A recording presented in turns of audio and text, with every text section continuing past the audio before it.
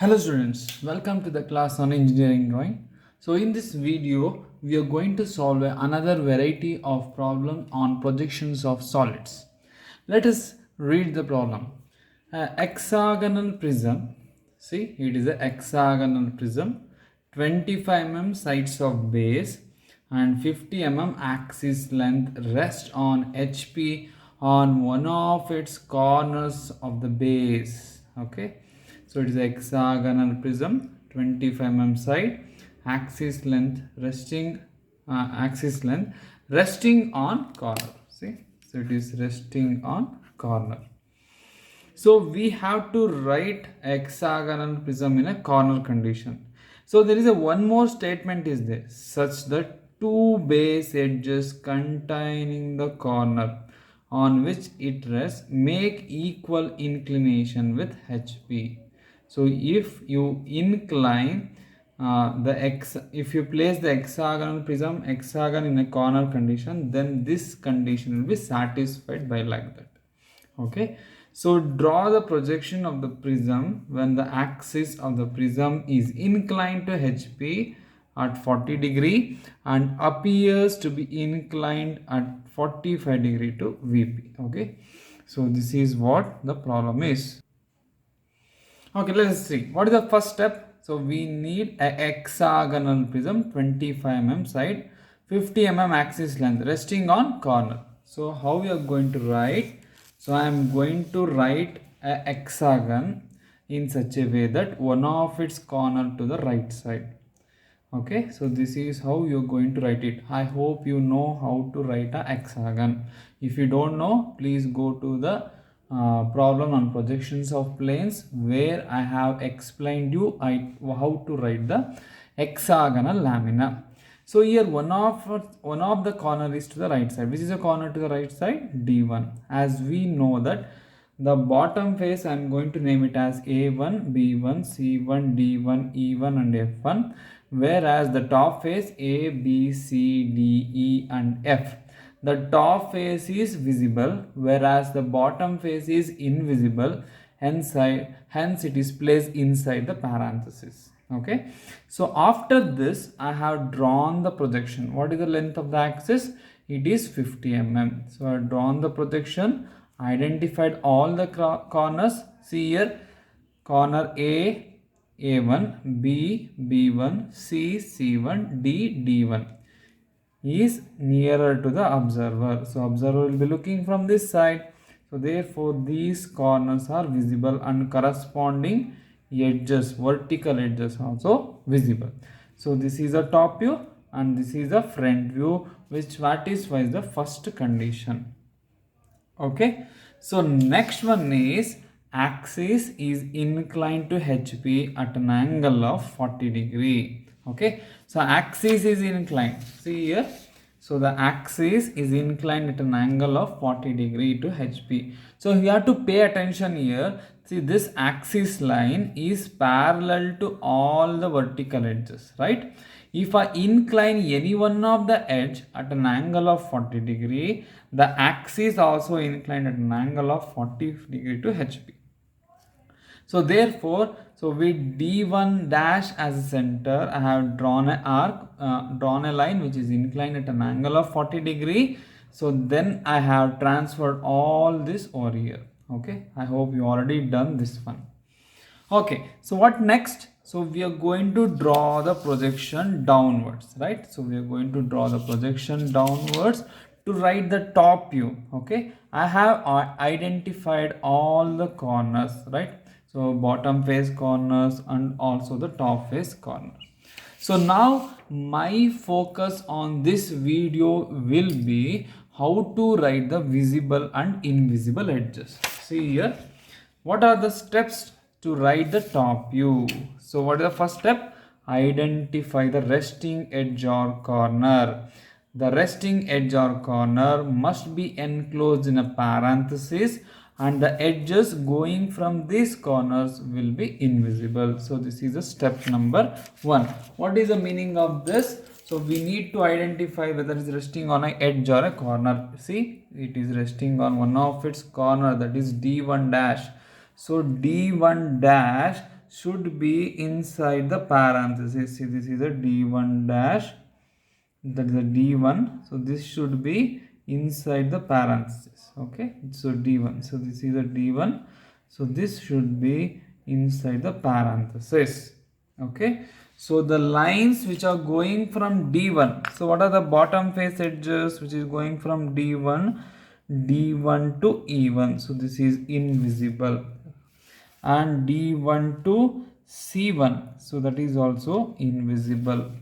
Okay, so next there is a vertical edge which is going from d1 to d, so d1 to d, so this is also invisible. So these three edges are invisible. So this is the step number 1. So next one, identify the face nearer to the observer. The face nearer to the observer must be dark. See, so to write the top view, so the observer will be looking from top side. So this is the top face, right? And this one is the bottom face. So which face is nearer to the observer? Top face is nearer to the observer. So therefore top face must be dark. So this is named as what? Top face is named as A to B. So this is a top face must be dark. B to C, C to D, D to E, E to F, and F to back to A. So this is a top face nearer to the observer. Top face must be dark. What is the third step? Outermost boundary must be dark. Okay, which is the outermost. So if I start from F, so F dash to F. So this is the outermost. Next outermost it will be A1. Next one B1, B1 to C1. So this is the outermost must be dark. Have you understood? Okay. What is the next thing? Identify the remaining vertical edges. Remaining vertical edges must be dark. Okay. This is the step number 4. So here, so you need to check how many vertical edges are there. There are 4 vertical edges are there. So out of these 4 vertical edges, 5 vertical edges is already been joined. The only remaining vertical edge is here is A1 to A.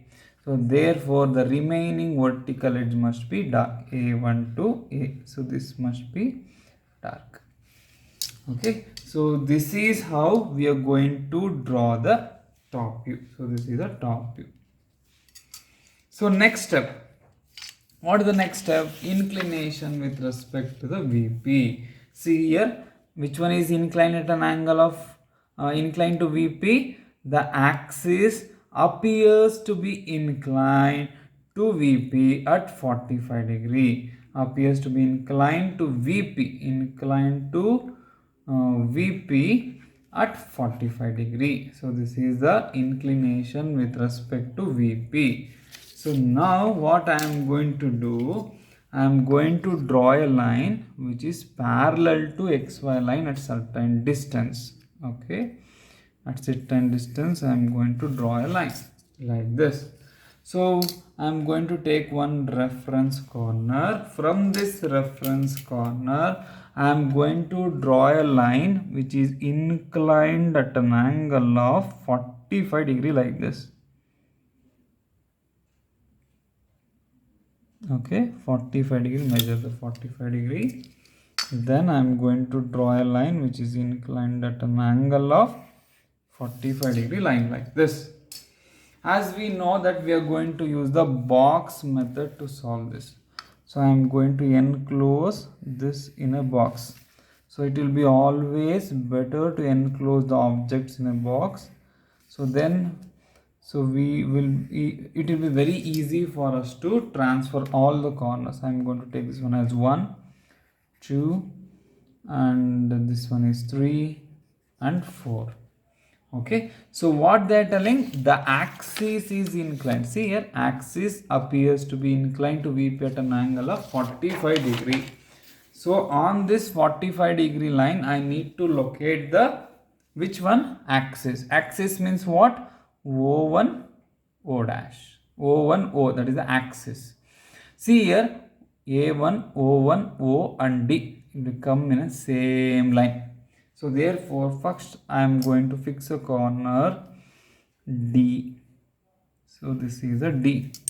So with the help of compass, take the measurement from D to A1. So just observe the geometry, what actually it is there.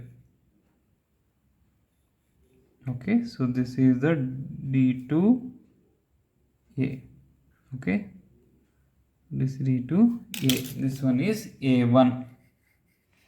So here I am going to draw a vertical lines like this. Vertical lines. Why? To locate the reference points. Okay, to locate the reference point, I am going to draw a perpendicular lines to this 45-degree line. So this is a 45-degree line. Okay, so now with the D as center, so take the measurement from D to 3. So it will be same from what? D to 2. Okay, cut the arc, and here also you are going to cut the arc. In the same way, A1 to 4 it will be similar, A1 to 4 and A1 to 1. Okay, so this one is 1, 2, 3, 4. See, so first we have to locate the corners like this. This is very much important. Okay, reference box, it must be thin. Now we need to transfer all remaining corners. Okay, with the help of compass, take the measurement from 3 to E, transfer it 3 to E, and it will be same from 2 to C, 2 to C. Next in the same way, 4 to 1, so 4 to F1, cut the arc, 4 to F1. Next take the measurement from 1 to B1, cut the arc. Okay, so you just write it, or else it will be very confusing for you. E, C, F1, B1. In the same way, measure 3 to E1 like this. So 3 to E1, it will be same from 2 to C1. 2 to C1. Okay, so this one is E1 and this one is C1. So take the measurement from 4 to F. So 4 to F, it will be similar from 1 to B. 1 to B. So this one is F and this one is B. Next take the measurement from here, A to D1, cut the arc. So this one is D1. In the same way, D to A, cut the arc. So this is a A. In the same way, take the measurement from D to O1. So D to O1, it will be same from A1 to O dash, A1 to O. Okay, so this one is O1 and this one is O. See, here it is resting on D1, so it should be in parenthesis. Okay, so next, so we are going to transfer all the visible and invisible edges. It is similar to the previous one. So which are the invisible, that we are going to just transfer from there to here. It will be same as the previous steps. Okay, there is no change here. So the top face must be dark.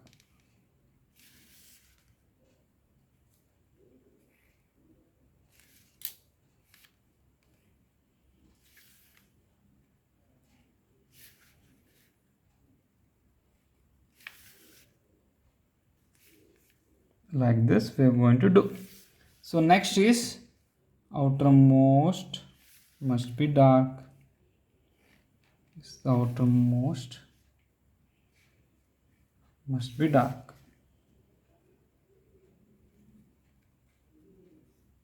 Remaining slanted vertical it must be dark. So this is how we are going to write the final front view. What next? We need to draw the final front view. So this is the top view. We need to draw the final front view. Start with the D1 dash, D1. So this is a D1 dash. In the same way, draw the horizontal and vertical projections. So this one is A1 dash. In the same way, I am going to draw all horizontal projections. Okay, so this one is F1 dash, and also this one is the B1 dash, like this. This one is F1 dash. See, you have to draw the corresponding horizontal and vertical projection, or else it will be very difficult for you if you draw all the vertical projections and all the horizontal projections. So you need to draw the corresponding horizontal and vertical projection and locate all the corners as much as possible. So this one is C1 dash. Okay, so this is about the bottom face. So next I will write the top face.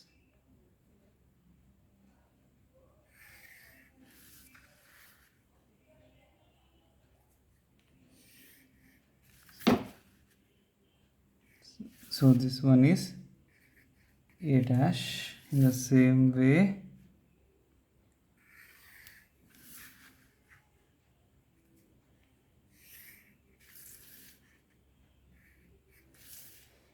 so this one is B dash. So in the same way, I locate the F dash. Next one, draw the horizontal projection which represents C dash and E dash. This one is C and this one is E. C dash and E dash, and also locate the D dash. See, always you need to remember the top face is mentioned as A, B, C, D, whereas bottom face it will be represented as A1 dash, B1 dash and C1 dash. So this is how we are going to draw the projections. So now it is very important steps how to write the final view. See, if it is a final view, so these steps will be appropriate when the bottom face is nearer to the observer. This is the main condition. Identify the face nearer to the observer from top view. Okay, the face nearer to the observer must be dark. So which is the top view? So this is the top view. To this top view, so the observer will be looking from this side, right? So observer will be looking from this side. To the observer, the bottom face, that is the A1, B1. So this is a bottom face is nearer to the observer. Therefore, the bottom face must be dark. Okay. So I will start with D dash. See, this is a D dash to C dash. Next, This is C1 dash, right? Then this one is B1 dash. Okay, so join this. The bottom face is nearer to the observer. So therefore the bottom face must be dark. Okay, so this is the bottom face nearer to the observer. So therefore the bottom face must be dark. What is step number 2? Outermost boundary must be dark. Okay, so which is the outermost boundary? See, I will start with the D. Okay, so here D dash to D. So this is almost on the same line. Okay, so therefore this will be dark. Okay, D dash to D. Next C dash to B dash, B dash to A dash, A dash to, see here it is A1 dash. So that is the outermost. Okay, the A dash. So just a minor difference is there, A dash to F1 dash. So we don't have any edges from F dash to F1 dash. See, if I try to join F dash to F1 dash, this A dash is coming outside. So therefore the A1 dash is the outermost. Okay, A1 dash is the outermost. So that's why I have written the outermost as A dash to A1 dash. This is as per my the sketch. So in this bottom face, okay, that is step number 3. Okay, step number 3, identify the top corners in the bottom face after the boundary, the vertical or slant edges. So see here it is a prism. So the vertical edges going from these corners will be visible. Okay, so identify the top corners in this bottom face after the boundary. See, after the boundary, the top corner what we have is a B1 dash. The edge which is going from B1 dash to B dash, it will be dark. Now identify the untouched corner. See, E dash I have not touched and F dash is also not touched. So therefore that must be inside the bracket. Now make sure that D dash, maybe it's on the this one, so it is also invisible, but it is overlapping. Okay, so therefore the edges which are going from these corners will be invisible. So first I write the bottom top face, E dash to D dash, it will be invisible. E dash to F dash, it will be invisible. Then F dash to A dash is also invisible, but it is just below this vertical edge. In the same way, try to join the F dash to F1 dash. So these are the edges which is invisible. See, this is the untouched corner. So untouched corners, so the edges which are going from here, it will be invisible like this. So invisible lines are represented as dashed lines. So this is how we are going to draw the final front view and top view. At last we need to locate the axis line, right? So that carries 2 marks. So this O dash and this one represents O1 dash. Okay, so here it is. So this is the O1 dash. In the same way, locate the O dash. This is the O dash.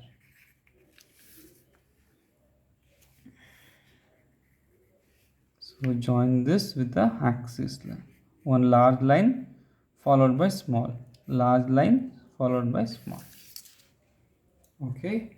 So this is how we are going to draw the final front view by using this all steps. Okay. See here the 4th step is identify the untouched corner, enclose them in parenthesis, and edges going from these corners, those corners will be invisible. So this is what the last final step. So this is the final front view and this is the final top view which satisfies all the given conditions in the problem. So this is a given condition which is satisfies all these conditions. I hope you understood. Thank you. Namaste.